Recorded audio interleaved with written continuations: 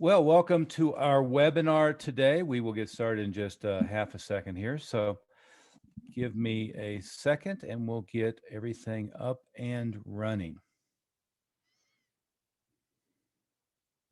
There we go. So, hey, Mindy, we want to, in just a second, we'll include everybody in here, but let me introduce, we may be joined by Greg Moody and Bob Dunn in a few minutes, but I'm Stephen Oliver. I've been doing marketing for a whole bunch of different types of small businesses, including martial arts schools, since the early 80s. I guess even beyond, dating myself a little bit here, but certainly working with financial advisors, wealth managers, and so forth for many, many, many years now, usually be kind of behind the scenes. And then I'm joined by Mindy Godfrey, and here's one of our other panelists. So let me, Got it. got him? Okay. Um, and there's Greg Moody. But Mindy, you have a wide and varied background, a tremendous background with producing, coordinating, publicizing live events, orchestrating live events, which of course, certainly post-COVID, although we can extrapolate that knowledge into live Zoom meetings, webinars, and so forth too. But certainly post-COVID and pre-COVID was a wonderful thing. And on the other career path was, which is again one of those things that all advisors really need to be looking at seriously. You've been really strong background on working with authors, helping promote books, create new books, doing editorial one thing or another, and organizing that. So among a bunch of other things. I'm not sure your master's in divinity carries much weight on our topic today, but certainly promoting live events. He had a huge background with Eventbrite, but also with promoting with youth specialties and so forth, promoting big youth Christian events and so forth, and then working with authors that's directly in line with what we need. And we have a group here with way too many academic credentials. We have our official doc here, Greg Moody. And Greg, you've been also many of those years working directly with me doing this, but working with small businesses of all sorts. And you've got an eclectic background as well. You're our official rocket scientist who then has a master's and a PhD in education, and you have your counseling credentials, which pretty much, I think all financial advisors, at least those working on the front line with clients, think they're really in a counseling position, not so much in an investment role. Especially in the last year with clients freaking out and so forth. But welcome, Greg Moody, and then I'm Stephen Oliver. And again, enough of my background. We'll get started. We can go back through this later. What we want to talk about, and I want to try to get a bunch of the other people as possible, plugged in and live. And when we do that, guys, if you can be on camera and ask any questions, feel free to do that. But let's start with some of the simple steps to marketing. And by the way, to start with, I thought it might be interesting. The three of us have been probably Mindy the most, me second perhaps, and then Greg, you third. We've gone through hundreds of financial advisor websites, as well as LinkedIn profiles, et cetera, et cetera, et cetera, in the last couple of months. And what I find striking about whether it's the LinkedIn profile, the websites, or the other marketing, is it all looks the same.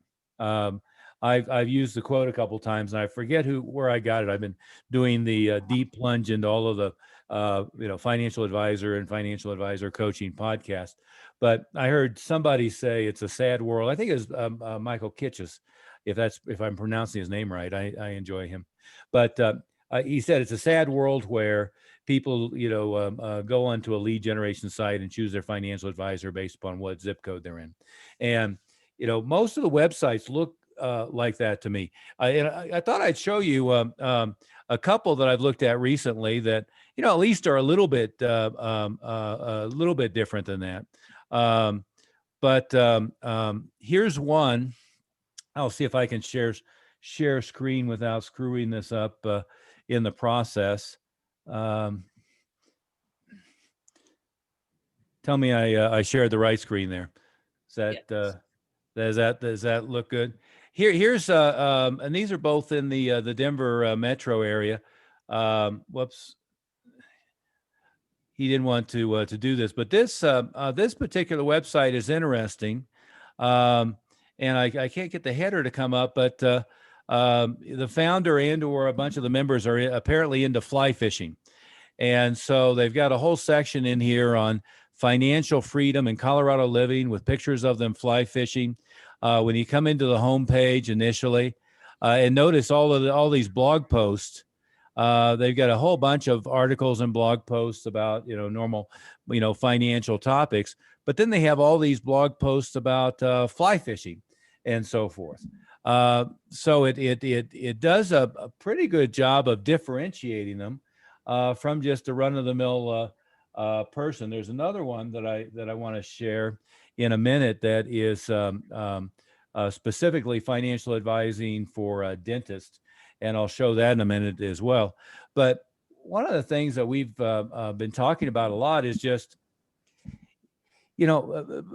advisors, if they're trying to differentiate themselves at all, at least the mediocre majority, what it is the alphabet soup behind their name. They're CFP, they're CHFC, whatever, all that stuff is. You can go through the list of all the credentials. And I got to tell you,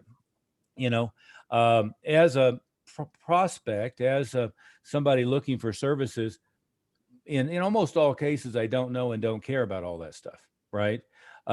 Again, Greg, you and I have an extensive martial arts background, and we have to tell all the martial arts guys that, who gives a crap about your lineage and what degree you are and all that stuff. Your prospects don't care anything about that. If your prospect's a soccer mom with a 7-year-old, she's concerned about the outcome for her child. And I see a lot of these sites and a lot of these things, they're no different from anybody else, and they lead with product. And then their first step that they have on the website is exactly wrong. The first step is schedule an appointment to come meet with us. Well, what you've got to have is an intermediate step. You've got to have a opt-in where here's a free report, here's a free white paper, here's a free video, join our free webinar. You got to have some intermediate step where you introduce them to you and to what you're doing. In almost all cases before they want to, show up at your office or, get on a Zoom meeting or whatever it might be. But we're going to get more organized than this. But Greg, what would you add to that, or Mindy? Well, it's really important because you mentioned the alphabet soup. What all that means is I think that the advisor thinks that if they add that to the end of their name, that it's going to develop trust. And first of all, like a lot of normal people don't necessarily know what all those things mean. We think know what it means because we're in the industry. So we're familiar with the jargon and we're familiar with the terms. But if they were familiar with all those terms, they wouldn't need you. They'd be most of those kind of people would be thinking they know what they're doing and they do it themselves. Doing their own stuff. Yeah. Yeah, exactly. So we get very narrow-minded because we think that we know, we think that the rest of the population knows what those things mean. So what you just said about the intermediate step is a way to build trust. It's kind of hard to build trust when you just leap forward into scheduling an appointment. That's assuming they've already built some trust with you. Those kind of people that are scheduling appointments probably know you from a referral. And so we end up having a lot of people that say to us, well, how do you get where do you get most of your marketing from? And they say, oh, we get a lot of referral business, as if they're so good and well known in the community that they're that they're popular and that they did a good job in the community and they're well liked. Well, that doesn't really mean that you're well liked. That means that you're not doing any other real marketing. Yeah. That means by default, the only business that's left over is the referral business. That doesn't mean you're doing a good job with referrals. That just means that's what's left over. And we're going to cover that a little bit more later. Well, it maybe to expand on that just for a second is the first question I always ask when we're talking to a new advisor that we're working with or doing a little marketing plan evaluation, which we're happy to do for everybody here, is they say, well, most of my new clients come from referrals. And the first thing I always say is, well, what are some of your referral systems that you're implementing? What are some of the mechanisms that you're doing this? And most of them, it's like, shoulders shrug, hands up. What do you mean by referral systems? I said, well, what are you doing to consistently create a flow of referrals to use that circle of influence and expand from there and generate referrals? And, most, the even those who think they're fairly sophisticated, mostly it's I've got a great script that when I'm talking to people, I ask them who their friends are or something like that. And it's like, well, that's better than nothing. I mean, you should be doing that. But what we're always looking at is, let's take just 5 or 6 things. Once you have a decent sized client base, and by the way, an awful lot of people sell somebody a product once and then never follow up with them again, and you're not going to get from referrals from people who don't have you top of mind awareness, and that's a whole different conversation. But one is doing the book. So and by the way, they don't have to be War and Peace, a 70-page book. Greg, what was your number, the average size of a book sold on Amazon? Yeah, the highest quantity of the average size of a book sold on Amazon, that's a little different number, but the highest number of books sold, the highest quantity of books sold on Amazon, the average page size is 20 to 30 pages. Yeah. So we think that now it doesn't mean that Tom Clancy books, which are really big, the bestsellers, the real big bestsellers that you hear about, of course, those are larger books. But if you look at the biggest number, the highest quantity of books sold on Amazon, 20 to 30 pages. So you can do a book and build your authority with a book very, very easily. It's not that big of a project. And, to add on to that, when you think about doing something, again, to build trust, a white paper or a book is an intermediate step or something that you give as Stephen's saying, in terms of a giveaway to one of your clients. It builds authority. The other number that you ought to think about is the number of people that have a PhD is about 1 in 100. The number of people that have written books about 1 in about 500 to 1,000. Yeah. Yeah. So, but from a standpoint of referral systems, just to, finish that thought really quick, like this is one of the free books that we give if you take advantage of our package, the Advisor Wealth Mastery.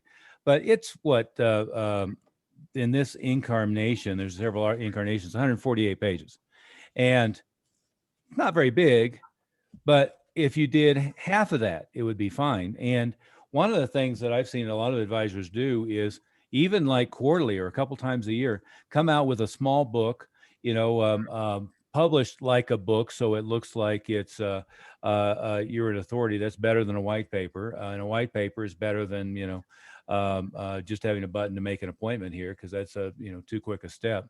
But a small book that is on different topics, and then giving those to your clientele for them to have something to pass along is a referral system, right? Another referral system is periodically having client appreciation events where they're invited to bring along their friends. I always recommend that, at least once a month, do some kind of Zoom meeting or webinar, and I'd prefer it to be open, interactive, some kind of Zoom meeting or webinar where on different topics. Right now with a new administration, they write themselves. There's just so many that you can do. The key to attendance is the get inside the conversation already going on in their head, and the key, in addition to that, for referrals is always addressing a problem, not trying to pitch a product. So, your clients, they're not going to refer you because somebody wants to, buy an annuity, but they are going to refer you because they're worried about their kid. Are they having the conversation on the golf course or, at a dinner party or whatever? And they say, my daughter wants to go to Harvard. Oh my God, how am I going to pay for that? Well, hey, by the way, I have a guy who's he was an expert on that. He gave me a book. I'll make sure I drop that off to you tomorrow. See, that's the way you generate those. So and you guys know the topics as well as I do, but retirement topics, college topics, et cetera, et cetera, et cetera. You create different topics, and then they have something to pass along to their friends. A key, I think. Go ahead. So I was going to add something to that. And a lot of people we've talked to in the last few months have kind of abandoned the whole idea of doing referral events because they say, oh, but I can't do it virtually because, people, or I can't handle it virtually. I'm not getting as good a response as when I did it in person. Well, there's 2 comments I would have about that. Number one is the people that we work with are having just as good a of response and just as good success as doing it virtually. And you can expand your market past what your old geographic market would be. If you do it in person, you can only really deal with people that are willing to drive to you. And now Yeah. we're much more used to doing things virtually, even people in an older demographic. And and if you can have the same success with it virtually and you can expand your geography, you have a lot more success in general. You can expand your market.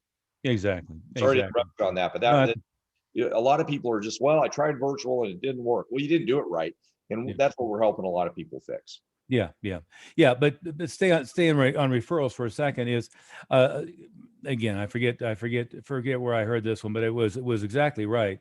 Is the comment was almost all of your clients only know what you do from a standpoint of what problem of theirs you solved for them. And then when financial related topics come up among their friends, associates at work, and so forth, unless it's specifically the problem you solved for them, they don't know that you're a great resource for that. And so keep in mind, one is staying top of mind awareness. That's, I always try to physically communicate, note cards and different things at least 26 times a year. In other words, a couple times a month. Try to stay in their email inbox, preferably daily, et cetera. But the thing about it is, if they don't know all the different types of problems that you can solve, when friends are discussing those types of problems, you don't come to their mind as somebody who could solve that problem, right? So it's top of mind awareness, and it's education over all the various types of problems that you can solve. Notice I didn't say all the different products that you sell, right? I mean, nobody cares about the products. What they care about is their problem, what problems that you can solve for them, and or you did solve for them, and what problems you can solve for their friends and associates. That's what they care about, right? So if you have that top of mind awareness where they know the different types of issues and different types of problems. So, maybe I'm a doc and I work for a big medical institution, but if you educate me, a lot of our clientele are small business owners or mid-sized business owners, and we do deferred executive compensation and other types of plans, as well as buyout arrangements and one thing or another, helping them prepare to sell the company. We do a lot of work with them pre-sale and post-sale, to make sure that everything is financially in good shape and that they're in good shape. Well, if they don't know that you do that, and they come across the owner of the medical practice that they work for, or a friend who's in any of those situations, they don't know that it's something that you could help with. So it's educating them on the range of things that you do and the range of problems that you solve. And again, let's go back to another website really quick, and then we'll get a little bit more focused here. But I wanted to show everybody this one as well. I've been going through a number of different ones. Make sure I share the right screen here. There we go. So this is again a good example of somebody who's doing a really good niche marketing. The name of their practice is Dentist Advisors. Now that doesn't get more straightforward, does it? They have this education library here. I don't know if you can see that. Articles, courses, e-guides, podcasts, videos, sketches, webinars. Now, what would their logic be of having all that stuff on the website, Greg? We're deep in the throes of this now, and you're one of the nation's experts on. And I'll put myself in that category on online marketing, internet marketing, and so forth. Explain to them why all that stuff is in that website. You mean why all the dentist stuff is on there and all the keywords are on there? Yeah, well, and this one I counted up last night. They have 475 pages of articles, blogs, posts, videos, etc. Oh, they're doing a good job then. Yeah. Yeah, and what we see and what they want to have happen is when people that are dentists are searching for things related to dentists, that this pops up, and that they might be seeing both when they're looking for advice on investments or related investment searches, but also if dentists are just searching for dentist related topics, that they would show up on Google searches. So what we're looking for is, if what Google will do is they'll rate this guy's website a lot higher for dentists that are searching for those kind of things. That's a lot better than most people do. Most people, when they have a website, it's pretty much dead. They don't number one, blog about anything. They don't put content up about anything, and they don't put relevant content up about anything. So they won't be able to get any. They just hope that people are going to search for them and find them, and that's not a good strategy. Yeah, yeah, and then you go back to the niching that they're doing here, right? It's much better to really focus in on a group of people. And and there's all different types of groups. There's different interest groups. There's different people who have different hobbies. There's different careers.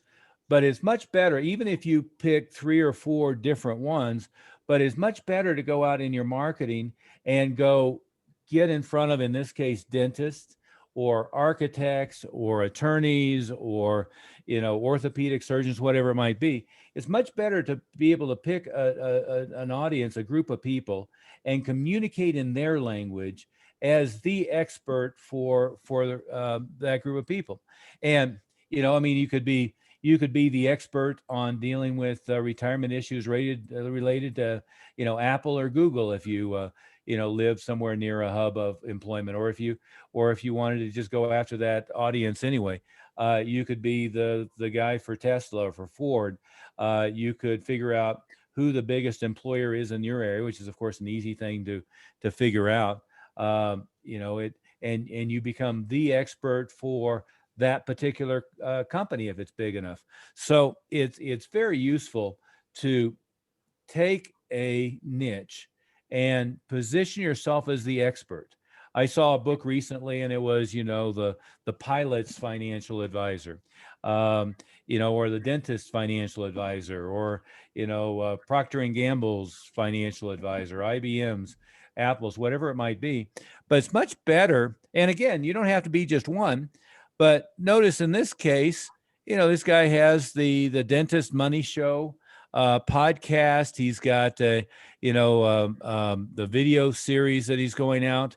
And what's happening is he's getting in front of dentists. And I'm sure, I mean, if he's smart, at least he's running active LinkedIn campaigns aimed at people who are dentists. He's running, I'm just extrapolating what I would do, but he's running Facebook ads against creating a custom audience of dentists and showing Facebook ads to dentists. He's pulling mailing lists. And if it were me, I would pull mailing lists based upon revenue and longevity and probably age of the owner, and running ads and direct mail, et cetera, against that list. I've got another friend who's in exactly the same business, except he does real estate. So his whole target is dentist, and showing them how not to, how to get out from behind the chair. In other words, how to create enough revenue flow that with or without selling their practice, that they have enough positive cash flow from their real estate assets. And he's got dentists paying him as much as $85,000 a year to show him how to invest in real estate. So it's, again, a good example of not being milquetoast and not being the advisor that people pick based upon zip code, and targeting. And in one case, it was the guy's a fly fisherman, and it's all about fly fishing. And in this case, it's they're specifically targeting a niche of dentists, but the principle is the same. Yeah. I was going to add, there's 2 things that you also went over that I want to anchor in. Is they're using multimedia and expanding that vertically and horizontally around that niche. So it doesn't mean you guys couldn't have more than one niche, but to focus on a niche, and then the podcasting, and then using that, pushing that out into different media. The 2 things that we end up seeing a lot of when we talk, and we probably talked to just dozens and dozens or hundreds of advisors or more in the last few months or so. is that we keep hearing the message of, well, what's your niche or what's your ideal client, and there's no answer there.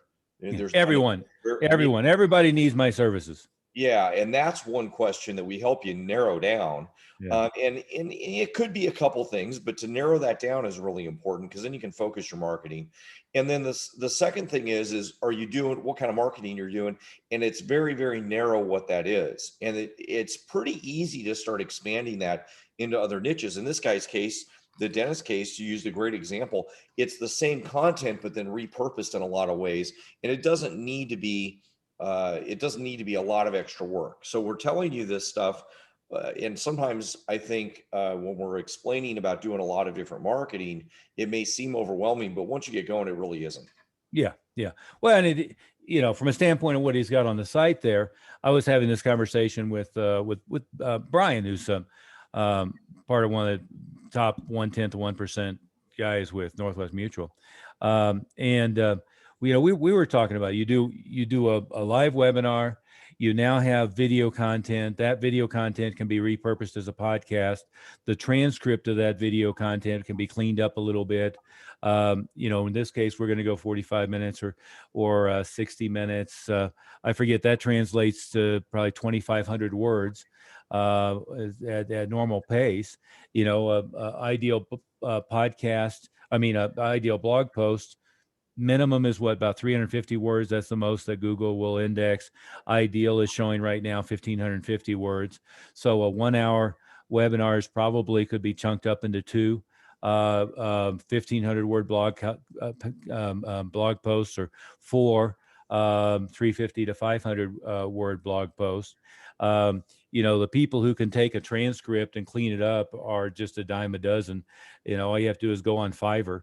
There's any number of English teachers out there who for $100 will clean it up and make it really readable. And so, creating that content isn't all that difficult. And so a video becomes a blog post, becomes a podcast, becomes multiple blog posts, etc.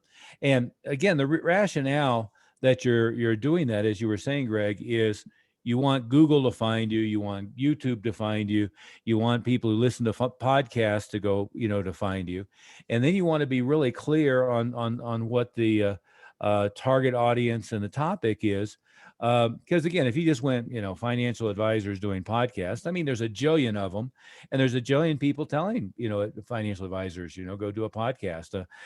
Hell, it seems like a third of the podcasts I've listened are people who sell podcast services trying to convince financial advisors to use their services to create a podcast. But, and that's not what we're doing, believe me. But if you're very narrow, right? If you're, in this case, you're focused on dentists, which is a big niche, but it could be architects, it could be cosmetic surgeons.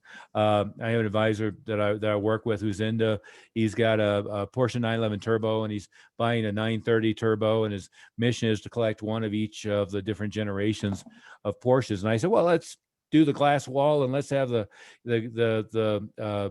garage as part of your conference room, and let's create the office around that. And by the way, we can go to the local, regional, national. Greg, you were a part of the BMW elite before you became a Tesla, Right. Whatever they call it, Tesla Rottie or whatever it is. Yep. And by the way, same thing, Tesla or whatnot. I've had a lot of cars over the years, and I can tell you there are some that have cult followings, and Tesla's one of them. BMW sort of, but definitely, the Corvette guys are all Corvette guys, and they wear their Corvette crap, and they have the Corvette clubs, and they go out on outings and all that stuff. And Porsche guys all wave at each other and have the Porsche club and the day at the track and all that stuff, etc. So you can just pick what your hobby is, and then you build it around that, and then you become the guy for that thing. And again, as you said, it doesn't have to be one thing. It could be, you go after the fly fishermen, and you go after the Porsche guys, and you go after, whatever it might be, or you go after cosmetic surgeons and dentists and so forth, or you pick the biggest employer in your area, or the one that's that you have the easiest way to get your foot in the door, and then you become the expert on that. If you were in an area, what was it, Mindy? We had a gentleman who was Vonage, wasn't it? Who already had 2 or 3 executives in Vonage, and we were talking. It's like, well, why don't you become like the expert in Vonage before I've got a friend who's the expert for Kia and Hyundai, and working with the CFO and the CEO, but then working through the U.S. arm of Hyundai and Kia. So you look at some place to focus, and the focus is never all 300 and whatever it is, 40 million people in the US are a prospective client, because that's just the dumbest thing to do. Well, and you don't have to be a cosmetic surgeon to have your niche be the cosmetic surgeon either. And sometimes that's. Oh, no, not at all. Yeah, you might have gotten into a certain niche and have a lot of clients in there. One guy we worked with was working with medical students and doing a lot of stuff with disability insurance and things like that. And it's a great niche to be in. Medical doctors are, a great niche. And you never thought of working with them long term. Well, that's a pretty good place to start. So, well, and by the way, as an aside, he had the same problem that a lot do, is they are product focused, sell a product, and instead of building a relationship long term to solve problems for the client, right? It's like I wrote an email and a blog post about the make a sale to get a client. Don't try to find a client to make a sale. And a lot of people make that mistake, right? Is once he had them, I mean, he should have been the guy for life, and then expanding through their networks from there. But was so focused on selling them, what was it, a disability policy? Yeah. But annuity guys are the same way. And I mentioned Northwest Mutual. They have a lot of people. They sold them a term policy 5 years ago and haven't talked to them since. Well, that person has a lot of other needs, and an awful lot of they have other needs. Their family has other needs. Their circle of influence have other needs. But without having that constant drip of communication and involvement and so forth, you miss out on all of that stuff. So you're their annuity guy, and they've got another person that's their investment advisor, and 60% of people are unhappy with their investment advisors, but you never talk to them. Yeah. It's absolutely nuts. Mindy, you talked to one that basically sold them all life policies and never communicated with them again. And didn't he actually say that probably most of their clients actually thought his father, or the previous owner of the practice was still the guy, or something like that? Yeah, that was a case where I was talking to him and he said, yeah, we've got all these clients. I'm like, oh, great. How did you talk to him? He's like, oh, not very. He's like, yeah, most of them still think my partner who died 5 years ago is the person handling their things. And I'm thinking, oh my gosh, but I think that's one of the things we've kind of skirted, is that, when you do find that niche and make that person a client and build that long-term relationship, it becomes such a more rich relationship, both from a profit standpoint as well as a personal fulfillment and the job standpoint. When you get to know people and enjoy working with them, that becomes where that person thinks about, oh, hey, I should call you because I've got this life change coming up, or, my kid's getting ready to get married and they're going to need a financial advisor. My kid graduated from college, and doing those kinds of things and having that relationship where you're just top of mind really comes out of this getting to know someone well and having that common ground to start with. Yeah. And by the way, the thing that doesn't mean is that all of this is about spending a lot of manual labor. I had a conversation. I mentioned Brian, who's a fly fisher guy. But we were having that conversation yesterday, and what he has never done, what his organization has never done, is have regular client meetings by Zoom, have regular client communications, have regular, I mean, if I'm sending them a note card a couple times a month, and it, we have these, I don't have one on my desk, fake handwritten, you can do 1,000 at a time. But his first comment to me yesterday was, well, we have 385 clients, and if we can hone that down and get rid of a couple hundred of them, it's like, no, well, why would we get rid of a couple hundred of them? What we want to do is start communicating with them. The line that I've always been one of my favorites was Ogilvy, and if you watch the show Mad Men, he was in part the inspiration for that. But he talked about, you're always advertising to a moving parade of humanity, that it's not a standing army. But what he meant by that was not that there's different people all the time, but that those people's situation is constantly changing. They're getting married, they're getting divorced, they're having kids, their parents are passed away, or they're having to do Alzheimer's planning, etc. For their parents. They again changed careers. They have an inheritance coming in, and just because you had a thorough conversation with them a year ago, or 2 years ago, or 3 years ago, and you knew their situation, maybe you perceive yourself to be really good at really understanding all their needs, problems, opportunities, and you perceive that after your conversation a year ago, there's nothing else. Well, I guarantee you're wrong, because their situation changes, right? Again, they have an inheritance, they have a elder care situation, they have kids coming up, getting ready for college, they have, maybe they got married and now the finances are completely different. They got divorced, and you want to be there in front of them prior to the divorce to help facilitate that financially, or post divorce to help finance. And if they have an inheritance, you want to be in front of them so that they know that you're going to help facilitate and help them with all of that stuff. And again, you want to be in that constant communication and constant focus. Hey, we haven't gotten anywhere near Mindy, as is usual, very through our outline. But let me try to let everybody jump in here on camera, if you could. We're just going to promote everybody that's on a computer, not on a phone line, or a bunch of you, to panelists.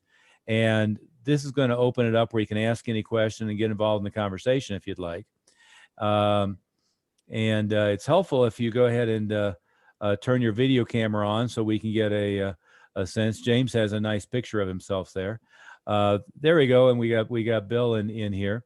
So, hey guys, any questions about anything that we've talked about already? And again, Mindy, we always put together an outline for a 4-hour conversation, and then get through the first topic or so.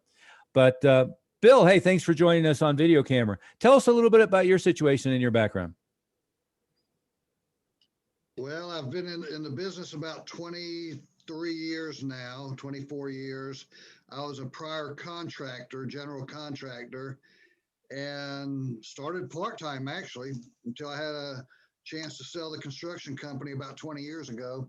And my niche when I first started was the police and fire departments. Okay. And young couples, getting young couples started.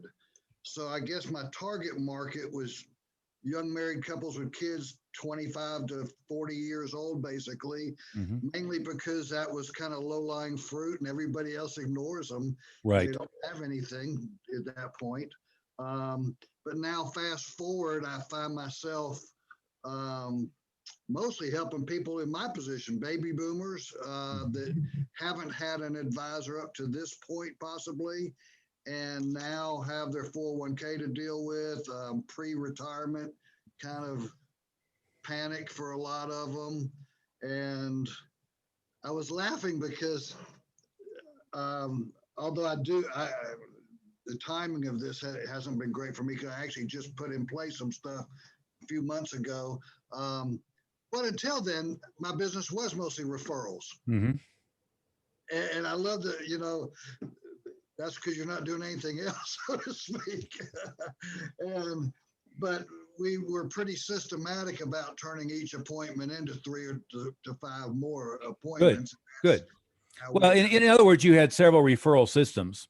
Right. Right. Correct. Yeah. But this is great. But the niche, that's always been a quandary for me. I love fly fishing, but here in Alabama, that's not a huge market. Bass tournaments maybe, and whatever this and whatever that.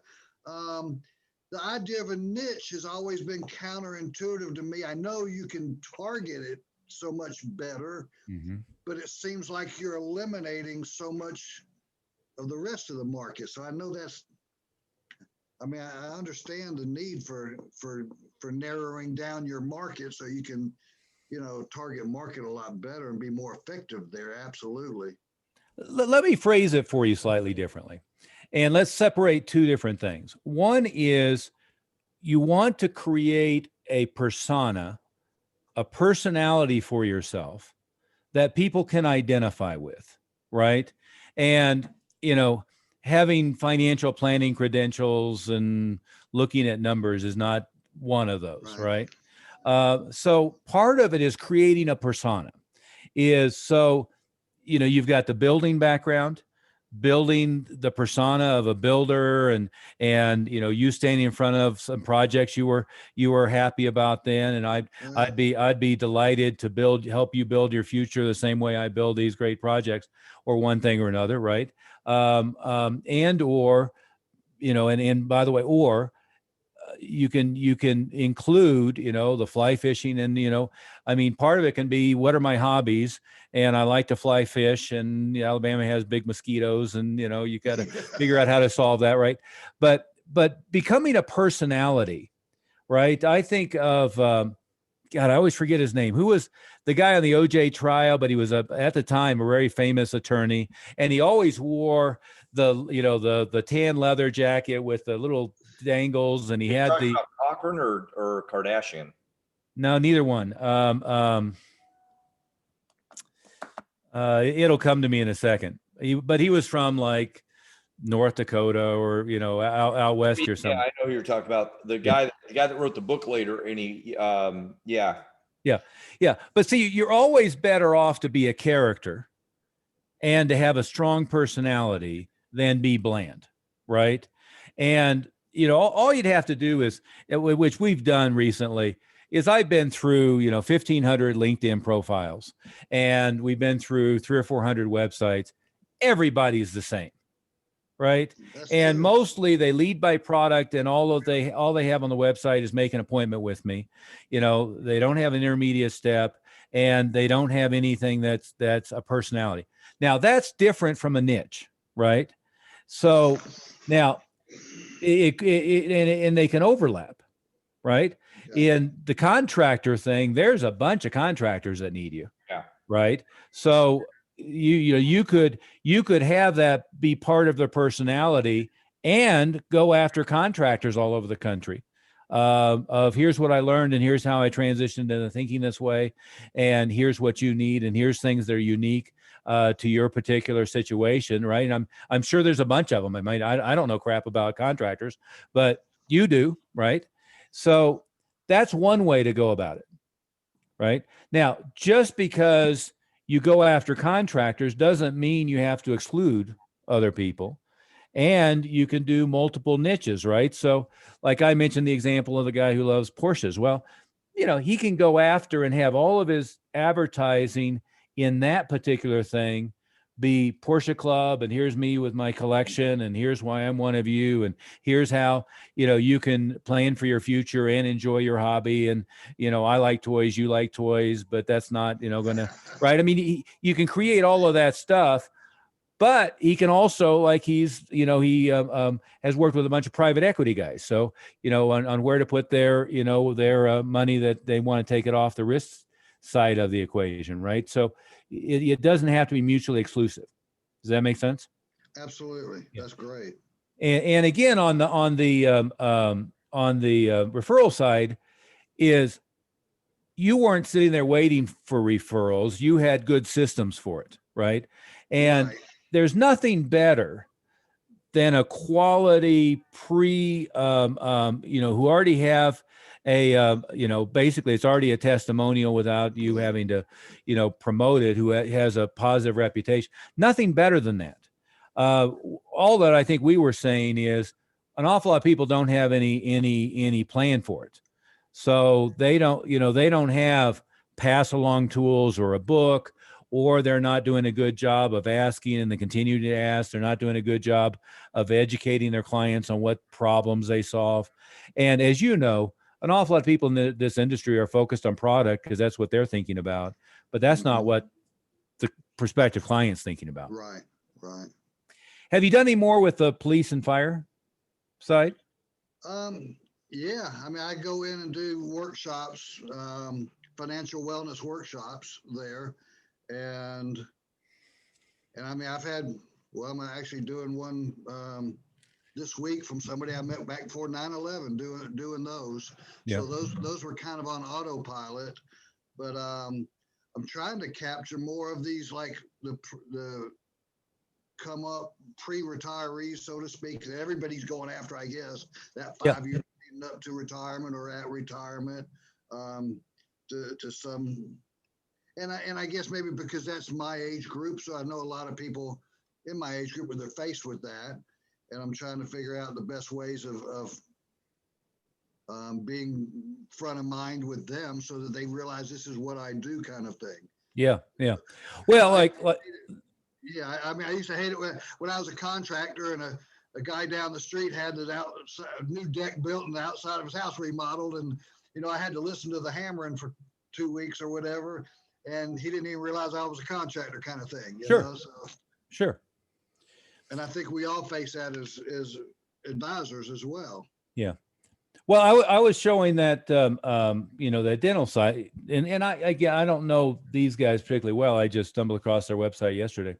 But I have another friend who's more on the real estate side, but basically he's targeting you're 50 or 60 years old. You're tired of being a dentist, which, I have a whole bunch of friends who either coach dentists or do training with dentists or help them do retirement planning with dentists and so forth. And I tease every one of them. It's like, does anybody actually, once they graduate dental school, want to be a dentist? Because they're all, every one of them, it seems like their pitch is, here's how you don't have to do this anymore. But he goes after by mail, et cetera, 50 to 60-year-old dentist of here's your 5-year plan. We're going to put your investable assets into real estate, and that's going to create enough cash flow. You don't have to be a dentist anymore. And then you can sell your practice or not, and, work part-time, whatever you want to do. But when you're looking for that particular group, I mean, you could, in all likelihood, I haven't looked at it recently, but you could find all the contractors who are, 50 to 60 years old. And, as some of them are 10 years past wanting to do what the hell they're doing because of all the problems they have to deal with and the regulations. Right. Others, maybe intend never to retire. They're just going to gradually, have the kids. That's a common nature of that industry. Yeah, exactly. And they have all their assets tied up in their business. Yeah. Yeah. That's the crazy part, Right. And again, that's like the the example of the what was it? What are they called? But the the guys who are doing hedge funds and so forth is shifting some of their assets into safer investments so that they're not putting it all into that. I mean, that's again a common deal, and again, there's a lot of those businesses too where they think their retirement plan is they're going to sell the business. Right. Right. And I have a good friend who's, he's making 7 figures prepping them on how to sell the business. And then another one whose whole niche is financial planning for everybody who just sold their business. His joke is, what his mission is to keep them from, going and getting the new trophy wife and the Lamborghini in 90 days and have something left over at the end of the first year. But, again, it's laser focusing in and not thinking just everybody should be a prospect. It's the fallacy of, you may be using, but all these different guys who are like selling leads, and you generate, they're out advertising for you and you're getting leads. Well, there's nothing particularly attractive about what you are compared to that. But if you were, again, I mean, just to make it up as we go, you're standing in front of a project you were proud of, and I built all this stuff, and then I figured out I'd help you build your future, and then there's all the stuff about your hobbies and different things. That's much better than just the typical, milk toast. We've got one of the books I like is the 4-Hour Work Week, and he talks about the old bald guy in the red BMW, and we've come to refer to financial advisors as the guy in the JCPenney suit sitting behind the oak desk. But you don't want to be that guy, right? You want to be the one that stands out in your mind. Yeah, and I think this applies to everybody on the call and everybody that's listening. Is you can find a niche if you don't have one that's obvious. And in Bill's case, I mean, man, that's perfect. It doesn't mean that's the only one you could work with, but to me, that's immediately one that you should go after. But everybody should be having one of those, and then you can, if it's not enough traffic, then we can help you get more traffic from that niche. But you'll almost always get more business from doing this process than trying to market to everybody. And by say almost, I mean 100% of the time. It's not even almost. By diluting yourself across, I'll work with anybody. And as Steven said, if you go into, we constantly get people asking us, well, what's the one thing to do? What's the one marketing thing to do? And you're probably all inundated with, hey, use our service and buy some leads, or use our service and do this marketing, use this one thing. And that's just the wrong question. You've got to do a lot of things to make your business successful. And if you focus on, we've spent a lot of time on niching. There's a lot of other things to focus on, but in almost all cases that you end up just not being very, very productive. By kind of just getting the world view of everybody. You end up getting a lot of different clients. It's hard for you to focus your business. Hey, and by the way, I remember the guy, I didn't remember, Google remembered him, Jerry Spence. Yeah, I read his book. It was really a good book, by the way. By the way, he wrote 10 of them, but we're both thinking about the same one that was about basically developing his business and his reputation, if I remember correctly. Yeah, by not playing by the rules, by being different. Because I mean, otherwise lawyers are all the same. He was a lawyer in the OJ trial. That's right. Yeah. And apparently in the Karen Silkwood case, among others. Yeah. So however you feel about that, but that's doesn't really make any difference. It's about when you don't want to be the J.C. Penney guy. You want to be somebody that's different and appeal to a certain group. Yeah. And that's going to be different for everybody on the call. But Bill, I'm glad you let us pick on you a little bit. You're a good example of that. Go ahead. I'll throw 2 cents out here for you guys, because I mean, this has been a rewarding call to be on, actually. But I was a contractor for about 20 years. I had my own company about 11 years. And actually in 99 got voted Alabama Remodeler of the Year, whatever, by the Home Builder Association, and I had a chance to sell the business. Well, what was funny was I got calls from other contractors I knew around the country, whatever, when they heard that I'd sold my company, and they because nobody heard of somebody selling a remodeling business or whatever at that time. I said, I didn't know you could sell it or whatever kind of thing. Right. And but the only reason I was able to sell it was because I told myself, well, I wasn't a remodeling contractor. I wasn't a remodeler, so to speak, as I had a remodeling marketing company. And it was not, the success of the company didn't come down to even although we did good work and all like that. It came down to how well did you market the company.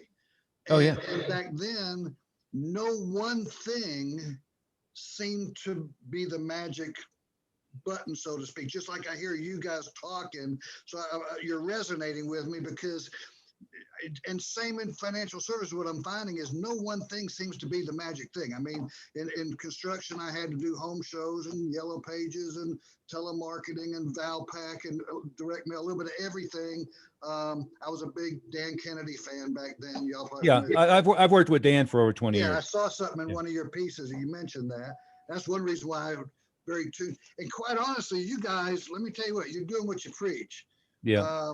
So I mean, and this thing here was magic too. I mean, y'all are good at what you're doing, no doubt about that. But, well, thank you. But yeah, it was the marketing, the system, and I've always had a hard time putting the pieces of that together, doing what I'm doing now, believe it or not. And that's why I'm on this call.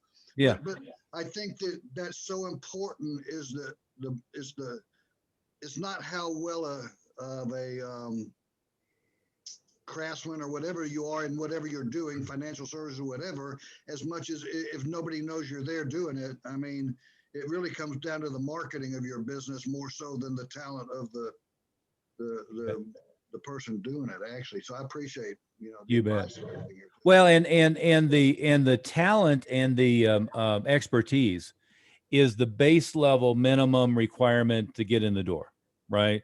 Right. So, but it doesn't make the business fly. And to steal a quote from Dan Kennedy is, as soon as you go into business for yourself, you're immediately in the business of marketing that product or service, not just in Right. fulfilling that product or service. And to rephrase what you said a minute ago. I stole this from Jay Abraham, but we're always talking about the Parthenon. So having 20 different feeders or Right. more, a whole bunch of different things that are feeding.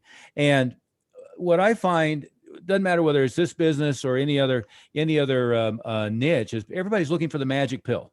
What's the one thing that's going to drive a bunch of people in the door? Well, there's nothing. I think I heard this through Dan, but he was interviewing one of the top chiropractors in the country, and they said to him, my God, how do you get 35 new patients a month?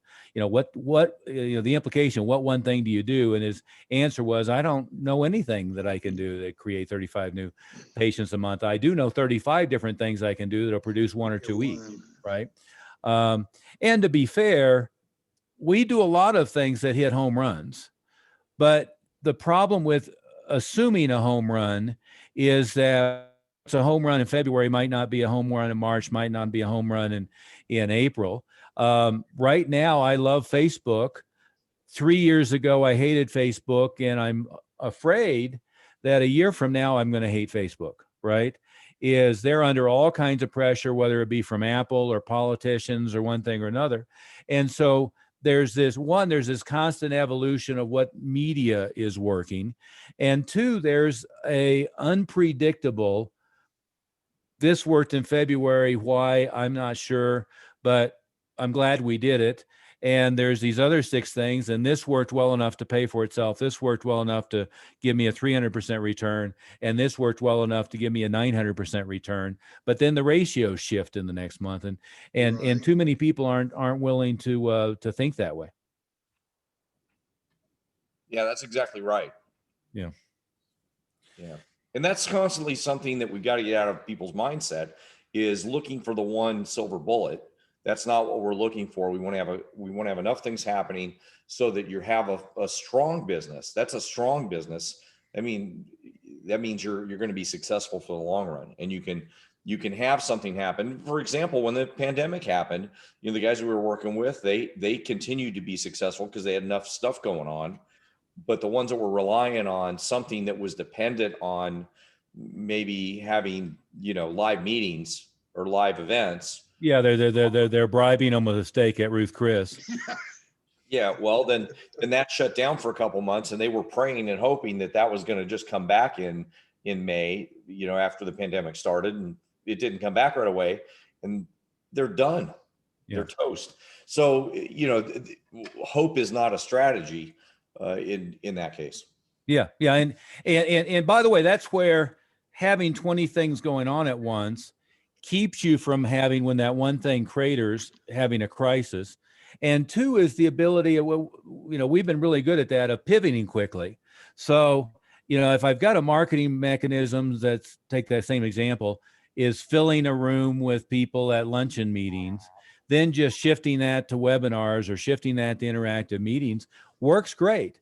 And again, we hear people who say, well, no, but I couldn't close any of them doing that. Well, because they did it wrong. It's not that the medium doesn't work. It's because their tactics underneath the system, they were used to being face-to-face and being able to make appointments one-on-one or whatnot. And they had to shift that tactic on the different medium. But Bill, hey, just a thought that comes to mind. You just illustrated several things that you really should be exploiting. You've got the story of how you built the other business, of how you sold the other business. That's a story that you can resonate really well with contractors. And you've got the story of how almost nobody manages to sell their business. And so, when you're, in a wheelchair and, last 20, 30 years of your life, you can't be out there, shepherding projects, right? So you've got that story that could be really powerful. And, becoming the advisor to those guys and showing them, number one, what you did when you were in their situation to become, financially independent, and how, even if that doesn't happen, how you can create a retirement structure and a level of independence for them is extremely powerful. I would utilize that story to the max. Okay. Right. And by the way, again, I've got a gentleman. He doesn't niche as much as that, but his whole story is, I'm going to show you how to sell your business. And then he hands them off to, I'm going to show you what to do with the money so you don't waste it in the first year and end up broke after that. So you could become both ends of that thing. That's good advice. I appreciate that. Okay. And by the way, there's a huge market there. I mean, as you know better than I do, they have their own magazines they read. You can buy the mailing list of those magazines. You can buy the mailing list of those people. You can buy the ones that are, 50 to 65, not the ones that are just starting out with stars in their eyes. I mean, it's right. The 90-day wonders. Yeah, exactly. Yeah. Okay. Yeah, we could follow up on that. We can, Mindy will reach out and we can follow up on that in more detail. That's what we really should do. Yeah. And Bill, why don't you, do you already have an appointment for us to follow up? Actually, I don't. Yeah. Mindy, why don't you and Bill connect after the meeting here, and we'll set a time to follow up individually and flesh some of those ideas out a little bit more. Yeah, and James commented in our chat, you got that right. So I don't know what he was saying. We got that right because for the timing, we don't usually grab the chats too much, guys. So yeah, I don't pay. I always forget to turn them off. But James, Stephen, if you have any questions, feel free to turn your camera on and jump in here. I think you have to unmute yourself, but then you're live before we call it a day here. That's the problem with not having them on camera. You never even know if they're there or not. Bill, was that helpful? Hey, there's Yes, James. Absolutely, Steve. I appreciate it very much. Yeah. James, you look every bit as handsome as your photo on your Zoom account there. So yeah, keep the young photo up, right? Exactly. Yeah. I think you guys are onto something, man, because I left a business partnership because they didn't want to niche out. Yeah. And so I revamped my whole practice January of this year and just went, head over heels college planning and just stay in that niche. I now have I'm working on a niche outside of that, going after veterinarian. So trying to put all the stuff together now, trying to write a little small book. Mm-hmm. So I've been, it's crazy because, pre-COVID, one of my mentors told me to pivot, and we was dinner seminars only. That's what I was talking about. You guys are right. I mean, we did some dinner seminars. We do 2 a week. We was doing 2 a week, and in 2019 was an amazing year. Yeah. The first quarter of 2020 was absolutely phenomenal. And then March the 20th hit, and it was game over. I mean, game over. Yeah.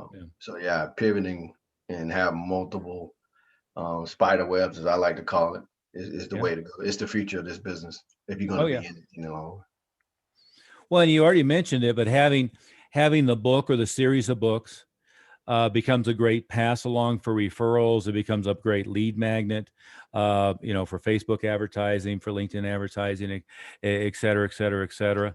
All of that stuff becomes, a podcast, a blog post, et cetera. And it's an incredibly fertile.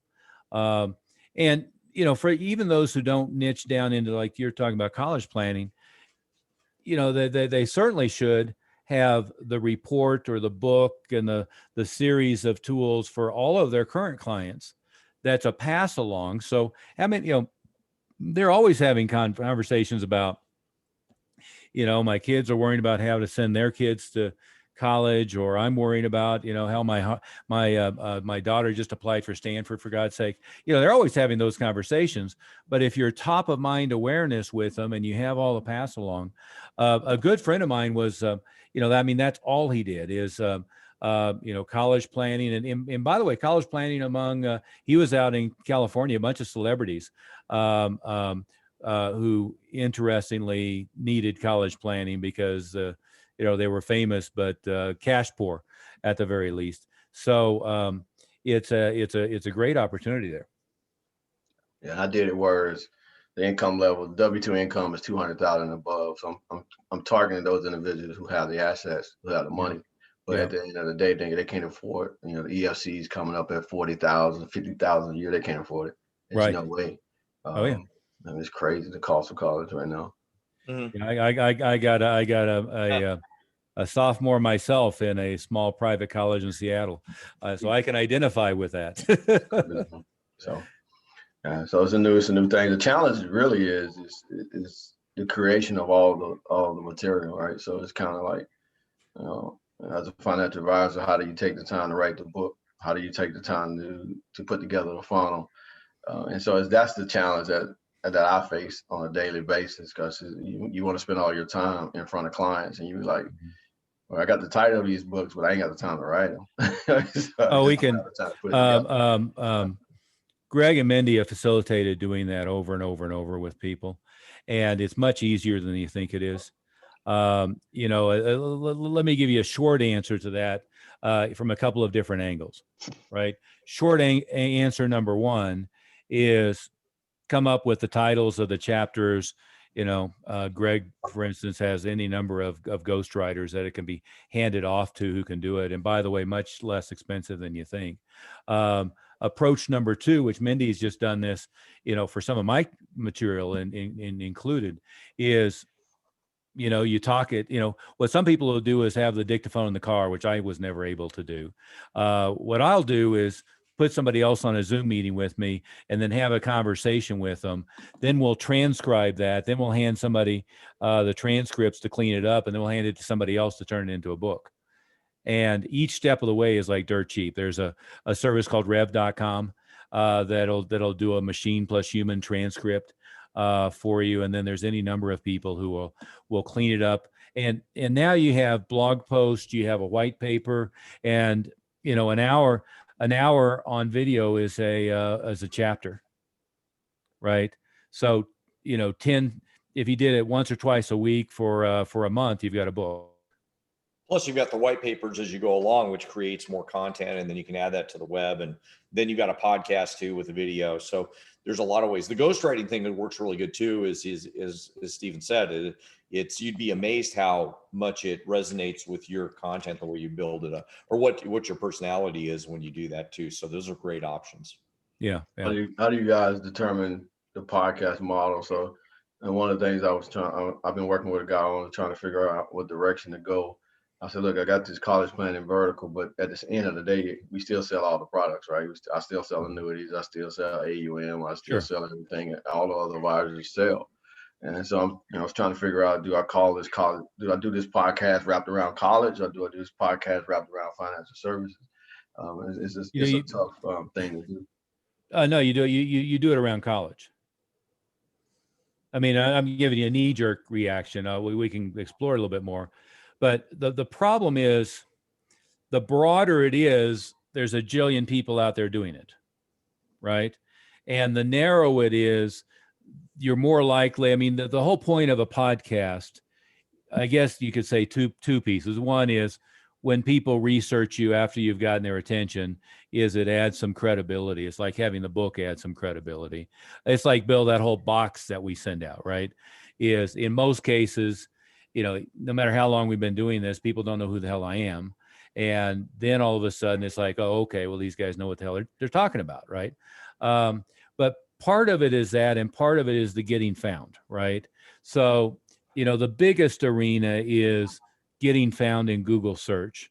And then you've got, say, YouTube, having a YouTube channel. Well, there's still billions I forget the number. I had it in my head yesterday, but there's something like, I don't know, 1 million minutes of video uploaded to YouTube every minute or something like that. It's some unbelievable number.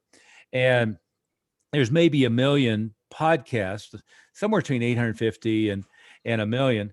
However, even within that, you probably niche it down where there's maybe 20 that are fairly substantive on college planning.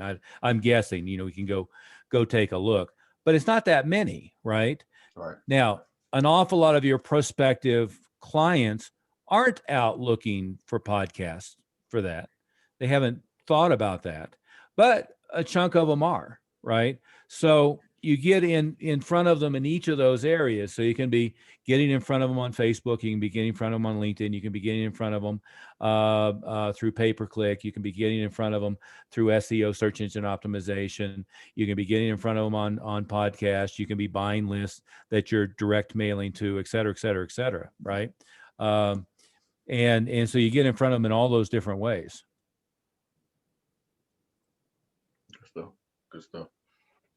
Yeah, we can help you with all of that stuff. Yeah. Because I think you're right. And one of the things that I changed immediately was I was doing these webinars and not having any success when I started out. When I made the shift, kind of September last year, but I'm like, man, what's happening?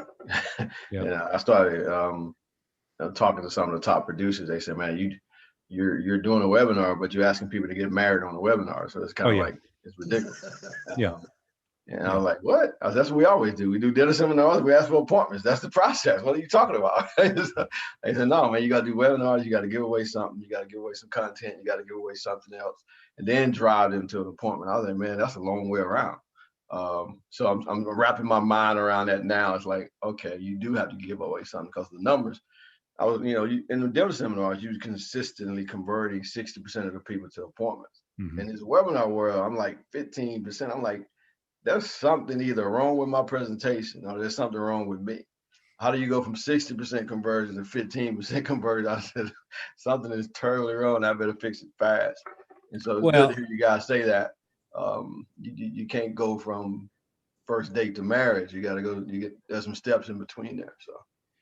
Yeah. And there are ways to improve the conversion rate on webinars, right? So I would much rather have a Zoom meeting where everybody's interactive. Right. And then you can make an appointment on the spot with them. In the webinar format, you can't do that. But if you're on just a Zoom meeting, you can break them into breakout rooms. Right. So you could pull people off one at a side, like having a second person with you, and have them make appointments with people on the spot. Now that'll improve your ratios right there. But in all these different areas, whether it's a pay-per-click, an ad, your website or one thing or another, some of them are ready to make an appointment immediately. For instance, your 15%, but an awful lot of others would be after they read the report or after they got the book or after they got a little bit more information. And some of them might be ready in 6 months. So the reason for building the email list and building the mailing list and building the podcast listenership and giving them the free report and giving them the free book is to get the ones that are ready now and get the ones who are close to ready and put the others in a follow-up system so that you can build them and get them to be ready. Does that make sense? Yeah, absolutely. Absolutely. Yeah. It's a little more like farming than it is just mining and going out and mining the gold right in front of you. Yeah. Good analogy. Good analogy. But hey, we're what, officially 30 minutes over our limit, and we got officially 20% into our content as usual. Is that about right, Mindy? And we have another meeting that started 15 minutes ago. Luckily, Jeff's got it. It's his topic today. So we're. Yeah, I was going to say, Bill, James, Stephen, Mindy will be giving you guys a call. We'll set up a time to do follow-up so we can deal with you exactly your specific topics more directly. Okay. And we can hit, when we do that, we can hit really, really detailed about what we can do for you. Yeah. Good deal. But James, has this been helpful? Yeah, absolutely. Absolutely, good, man. It's, good. The Bill, world is changing. I'm sorry, go ahead. I said the world is changing. So us that's going to stay in this business, we got to make some massive changes. Oh, absolutely. Absolutely. And again, I mean, this is the more disruption and the more changes there are. I mean, like right now, just take, new administration and 35 new executive orders and all that other stuff. I mean, that's great fodder for people being ready. There was a great clip that I sent out recently from that movie about Fox News Bombshell, but it was a great line about, they were talking about what a Fox News story was, but it was basically scare or titillate. And there's so many different topics. I mean, there's topics around college planning, there's topics around the contractors, around retirement planning, and everything else that you want to, again, I think his name was John E. Kennedy, a famous copywriter. He said, get inside the conversation already going on in their mind, right? So it's not trying to get them in the loop by putting a new idea in their mind. It's get inside the conversation. You want it to be, their reaction is, I think I stole this from Kennedy, is Dan, not John, is you want it to be like they're sitting around the kitchen table going, were you overhearing the conversations we were having? It. That's where when you've got it right. Good stuff. And James, do you have an appointment for us to follow up? Not yet, no. Okay, let's be sure to do that. For both of you guys, in fact, Mindy, you could just go ahead and schedule an appointment. I don't know if Steven's actually there or if we just have him logged in. You could go ahead and schedule an appointment with Bill and James now, because what you're going to do is put them on, I guess, Greg's calendar than my calendar. You're on mute, Mindy. You're still on mute. I had flipped over to the calendar, and yes, the quote of the 2020 was "You're on mute," I think so. Yeah, there you go. That is the quote. Okay, so let's see. I'm getting Greg's pulled up here.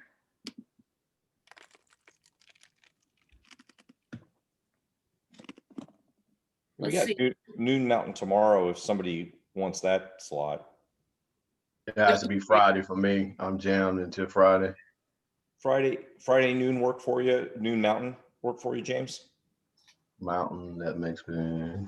Or one. We can do one Mountain. Yeah, let's do one Mountain because I got a little training call at my time. Let's do one, which make it 3 my time. Okay. So you got that, Mindy? Yep, on Friday. And then, Bill, did you want to do the tomorrow slot? I can't do it tomorrow or the next day, but how about Friday after James, or later in the day on Friday, or else late in the day on Monday? How about I've got and you're on Central Eastern time, right? You're on Central? Central time. Okay. You're on Central. How about 3:30 on 3:30 or 3:45 on oh, actually I'm a little booked then. Yeah, I could do Is Monday better? I can do 3:30 on your time on Friday. On Friday? Okay. Or I could do earlier on Monday if you want. I could do earlier on Monday until after 2, but okay. How about Friday at 3:30? 3:30 Central works. Central. Yep. Okay. Greg Moody. Okay. And we've got Mindy, we've got the contact information so we can send them a reminder. I have Bill's. James, do I have your right phone number? I don't know. Let me pull that screen throw back it up. I just threw it in the text in the chat. Ah, perfect. Oh, nope, I don't see the chat. There you go. It is. Nope, that's not the number I had for you, sir. So this is perfect. Yeah, you probably have that number I sent everybody that I want to talk to. Right. Yeah. I think that might be it. Does yours have a filter that will try and tell us who you are and we'll try and put you through? Yes. Yeah, that's okay. Perfect. And then Bill, I think I have a correct number for you. You do. Okay, perfect. James, where are you at? North Carolina. Oh, great. Where? Raleigh. Oh, Raleigh. Oh, okay. Yeah. Last time I was in Raleigh was for a funeral, sadly to say, but a beautiful area. Yeah, it's pretty nice area. Really is. Yeah. And booming, last I knew. Oh man, it's ridiculous. Yeah. Wow, it is booming. That's great. Yeah, our team is pretty much everywhere, right? We're in Florida, Arizona, Oklahoma, and I'm on the top of the mountain in Evergreen, Colorado. So, and we also have time zone problems because Greg never can figure out where Arizona is. Although I'm convinced that they're on the right Yeah, we idea. don't do daylight savings time, so you guys are all messed up. I agree with that. The other 48 states are messed up. Hey, I know that's right. Yeah. Okay. Well, we got to run since we're way over our schedule, but hopefully this All was right, valuable for all of you. All right. And Thank you guys again. you're very welcome. Enjoyed it. Thank you. All right. You're Thank welcome. you guys. Bye, guys. Thank you.